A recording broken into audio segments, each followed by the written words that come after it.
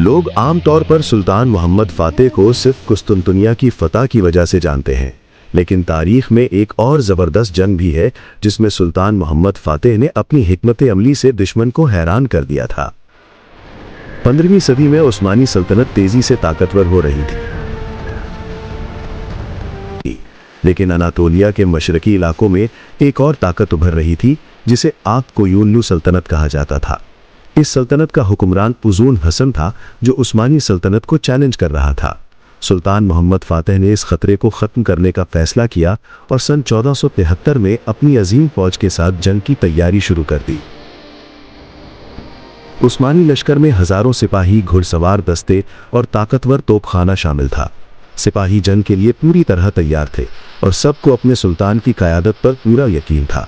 सिपह सालार ने सुल्तान से कहा, बादशाह सलामत, दुश्मन की फौज पहाड़ों के करीब जमा हो रही है।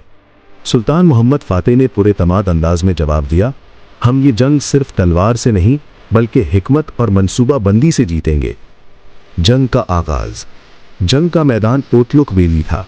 उज़ून हसन को यकीन था कि उसकी ताकतवर घुड़सवार फौज उस्मानियों को शिकस्त दे देगी, लेकिन सुल्तान मोहम्मद फातेह के पास एक मजबूत हिकमत अमली थी।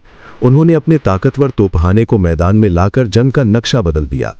जैसे ही तोपों ने गरज कर आग बरसाई, दुश्मन की सफ़ों में अफरा तफरी फैल गई। घोड़े बदल गए और सिपाहियों की सफ़ें टूटने लगी। एक सिपाही ने बुलंद आवाज में कहा, सुल्तान, दुश्मन की फौज पीछे हट रही है। फतह का लम्हा। चंद ही घंटों में जंग का नतीजा वाज़ेह हो गया। उज़ून हसन की फौज को शिकस्त हो गई और उस्मानी सल्तनत ने एक बड़ी कामयाबी हासिल की। सुल्तान मोहम्मद फातेह ने एक बार फिर साबित कर दिया कि एक अजीम सिपह सालार सिर्फ ताकत से नहीं बल्कि अक्ल और हिकमत अमली से भी जंग जीतता है। ये जंग उस्मानी सल्तनत की ताकत को मजीद मजबूत बनाने का सबब बनी और सुल्तान मोहम्मद फातेह का नाम तारीख में एक अजीम फातेह और ज़हीन सिपह सालार के तौर पर हमेशा के लिए लिख दिया गया।